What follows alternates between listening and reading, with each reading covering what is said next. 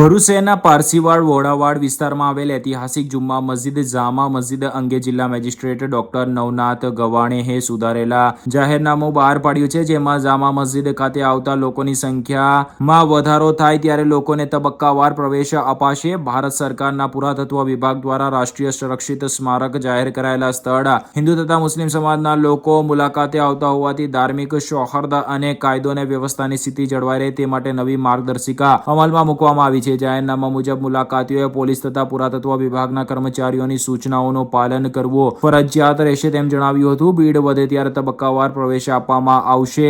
સ્મારકની દિવાલોને નુકસાન પહોંચાડવું, ખીલ્લી મારવી, વસ્તુઓને ચોંટાડવી, તોડફોડ કરવી, વિસ્ફોટક સામગ્રી રાખવી અથવા તો વધુ ધ્વનિ ઉત્પન્ન કરનાર સાધનોનો ઉપયોગ કરવો પ્રતિબંધ રહેશે તેમ ઉમેર્યું હતું। આદેશોનો ભંગ કરનાર સામે ગુજરાત પોલીસ અધિનિયમની કલમ 131 હેઠળ કાયદેસરની કાર્યવાહી કરવામાં આવશે તેમ પણ જણાવવામાં આવ્યું છે।